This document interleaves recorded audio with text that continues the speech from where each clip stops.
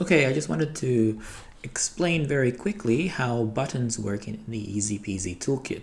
So in this experience, what's going to happen is if we press this button over here, that light is going to activate. Bloom.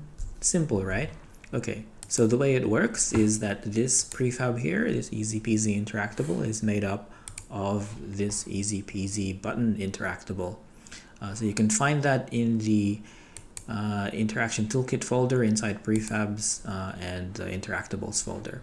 So if I were to do this from scratch, what I would do is I would drag this object into the scene and then I'd position it correctly so it's facing the right way. I'll just do it very roughly.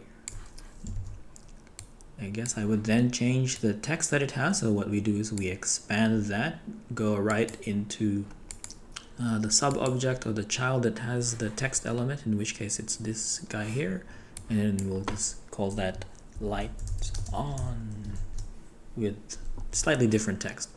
And then the next thing we do is we go find the thing that makes it work. In this case it's the interaction box, and we can see that it has some events over here, and it's actually referring to itself. So this one, it's calling an event called on hover enter and on hover exit, and the idea here is it just reacts to the user to show that the button is being or is about to be interacted with. So like if we hover over the crosshair onto the button, you can see that it pops up, and then we move out of it, it pops down. So that's essentially what that is. If you take that away, that will no longer work. But the key thing here though is when we actually click on the button, what should it do? So if we actually wanted to turn this light on, we can see that this light base has a child object called point light, and it's currently deactivated. If we turn that on, then we can see the light there, but I guess in this design we don't want it to be on to begin with. We want to press the button to turn it on, so in this case we just turn it off like that, and then we go talk to this light, add an event, and the way Unity works, this is what we call a Unity event, and it's called on first interact, and it's designed to trigger, it's designed to activate when we click the button. So then what we do is we need to find an object for it to talk to. In this case we want it to be the point light, and then we can then have a look at what functionality this point light object has, and essentially it's just all the different components that we have on that game object attached. So every game object has this game object. It's like a bit out of view there. I'll just move it there. So you can see that it's like the game object here, and then this game object has all these functions that we have here. You can also see that it has a transform. That's a transform there, but you can also see that it has a light. So there's a light object. So basically what these pop-ups are showing you is just all the different attributes that this game object has. You can see transform, you can see light, and then you're seeing universal additional data light script. You don't really need to worry about that. The main point is just that game objects are made up of components, and when we talk to them through these events, we're able to address those components specifically. In this case, we just want to address the game object component, which is like built in, like basically everything is a game object, and we have this function called setActive. And this here is a parameter. It can be text, a number, or in this case this is what we call a boolean, which basically just means on or off. And in the default state right here, we're turning it off, so that's not going to be very useful because it's already off. So what we want to do is we want to turn it on. So just go ahead and turn that on.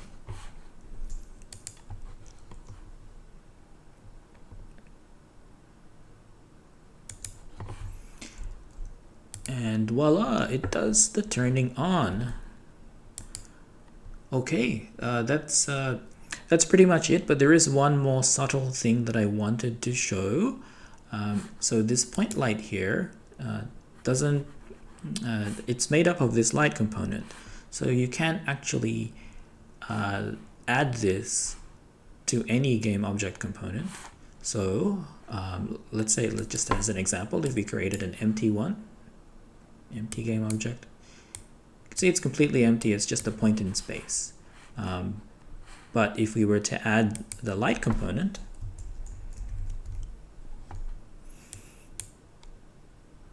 and then we edit, the properties of the light component here a little bit,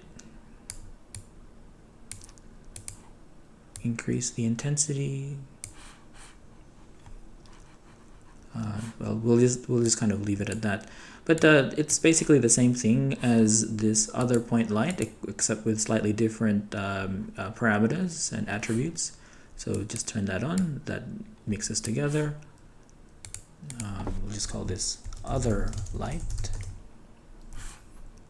And if we turn that off, it's no longer emitting the light that we added it.